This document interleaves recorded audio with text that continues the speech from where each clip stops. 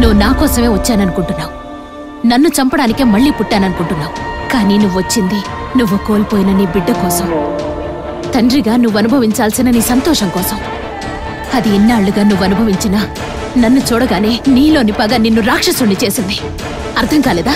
నన్ను చంపుదామనొచ్చి నువ్వు ముందు సంయుక్తని ఎందుకు కలిసావు? మిగతా ఆడపిల్లలతో తేడాగా ప్రవర్తించే నువ్వు నీ కూతుర్ని మాత్రం ఎందుకు జాగ్రత్తగా చూసుకున్నావు? మరైతే నేను కూడా నీకోసం ఎదురు చూస్తుంటాను. అది అవునా?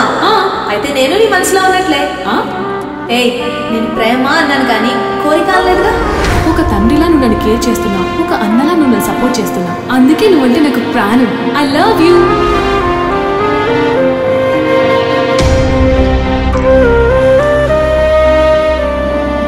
నీ కూతురుతో నువ్వు సంతోషంగా ఉండాలనుకోవడం న్యాయమే, కానీ నన్ను చంపాలన్న నీ ప్రతీకారమే న్యాయం కాదు.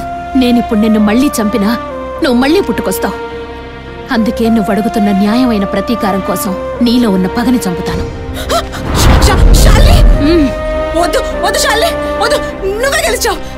ఆ జన్మలో నన్ను సమాధి చేసినా ఈ జన్మలో నన్ను మనుషుని చేసావు. నువ్వే గెలిచావు. వద్దు శాలిని. కానీ నేను ఓడిపోయింది నీ ముందు కాదు, నా కూతురు ముందు. అమ్మంటే నిజం, నాన్నంటే నమ్మకం. తన తండ్రిని చంపింది నేనేనన్న నిజం తెలిస్తే సంయుక్కి నమ్మకం పోతుంది. నమ్మకం పోగొట్టుకోవడం కంటే ప్రాణం పోగొట్టుకోవడం మేలు. ప్రతి అమ్మాయికి నాన్నే హీరో, నాన్నే బెస్ట్ ఫ్రెండ్. అప్పుడేమీ కాలేకపోయినా ఇప్పుడు సంయుక్ అన్నీ నువ్వే అయ్యావు. ఏ విషయంలో మాత్రం నువ్వే గెలిచావు. ఇదంతా నేను చెప్తున్నది రవివర్మ కాదు, నీలో ఇంకా బతికున్న చిత్రకి. పాప జాగ్రత్త.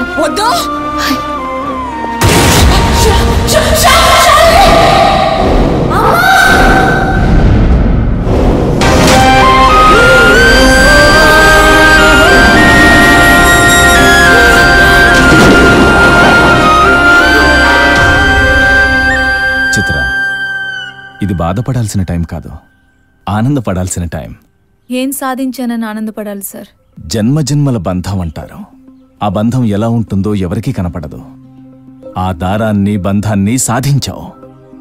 You are a bridge between two birds. You are a living legend, wonder, miracle, what not. నువ్వు అను, రవివర్మని ప్రపంచానికి పరిచయం చేద్దాం. ఒక్కో ఎపిసోడ్కి కొన్ని కోట్లు సంపాదిద్దాం. రవివర్మ చనిపోయాడు. ఆ మాటే బతుకున్న రవివర్మగా చెప్పమంటున్నాను. ఎంత కావాలి? నాకు 20% చాలు. నేను అడుగుతుంది షేర్ కాదు, ఇప్పటిదాకా మీరు నాకు ఇచ్చిన ట్రీట్మెంట్కి ఫీజు. చిత్ర అవసరం ప్రపంచానికన్నా సంయుక్తకే ఎక్కువ ఉంది. వెళ్ళండి.